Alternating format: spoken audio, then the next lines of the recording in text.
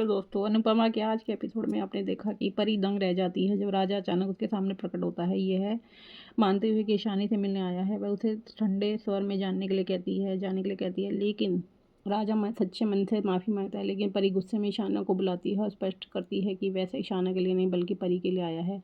अभी भी हाथ परी कहती है कि अब उसे प्यार पर विश्वास नहीं है, उसे जाने का आदेश देती है। जब ईशानी बीच में आती है तो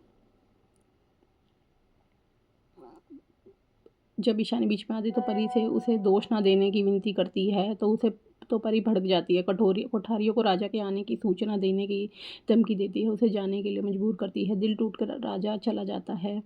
ईशानी टूट जाती है और खुद को तभी को तकलीफ देने के लिए दोषी मानती है, जबकि परी पाखी भी खुद को जिम्मेदार मानती है और अनुपमा, लीला और हसमुख से माफ़ी मांगते हैं। परिवार में बढ़ती दरारों को भरने के लिए अनुपमा दृढ़ संकल्प करती है। अनुपमा लीला और हसमुख से कहती है कि उन्हें परी और राजा के रिश्ते को बचाना होगा। हसमुख सहमत होते हुए कहता है कि यह त्यौहार दूरियां मिटाने और अपने को अच्छे रिश्ते जगाने का सबसे अच्छा मौका है। अनुपमा फिर शाह के घर में खुशियाँ लाने की कोशिश करती है, सबका मूड अच्छा करने के लिए गाना गाती है, अंश के गान आने का इंतज़ार करती है। हालांकि परी जिद करती है कि अंश नहीं आएगा, लेकिन अनुपमा को भरोसा है कि वह आएगा। फिर वह परितोष से पाखी के साथ भाई दूज की रस्म निभाने को कहती है, लेकिन वह गुस्से से मना कर देती है। पाखी ईशानी पर परी के दुख का कारण होने का आरोप लगाते हैं।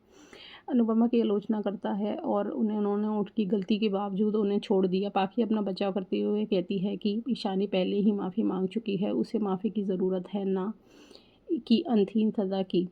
परितोष अपनी बात पर अड़ा रहता है और ना ही पाखी से बात करने को और ना ही जश्न में शामिल होने के लिए से इनकार कर देता। भावुक होकर पाखी की आंखों में आंसू आ जाते हैं। बाद में परी अनुपमा के सामने अपनी बात खुलकर कहती है कि अब उसे अपने व्यवहार पर पछतावा है और वह राजा के साथ रिश्ते सुधारना चाहती है। अनुपमा उसे रिश्ते का मजाक उड़ाने और जल्दबाजी में व्यवहार करने के लिए डांटती है। परी कबूल करती है और उस समय वह गुस्से में थी और गुमराह थी, लेकिन अब वह अपनी गलती सुधारना चाहती है। लीला और हसमुख परी की ओर से कोठारियों से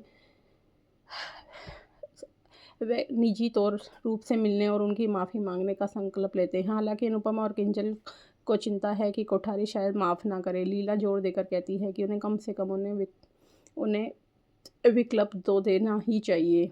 इस बीच पराग अपनी संपत्ति, प्रेम, प्रार्थना, बादशाह, राजा और माही के बीच बराबर बांटने का ऐलान करके सबको चौंका देता है। माही पूछती है क्या वह सचमुच इसमें शामिल है और ख्याति कहती है कि माही को आर्यन का हिस्सा मिलेगा।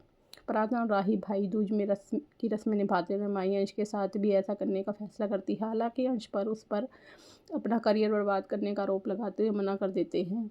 जब पराग उसे तर्क पर सवाल उठाता है तो अंश बताता है कि माही गौतम से प्यार करती है।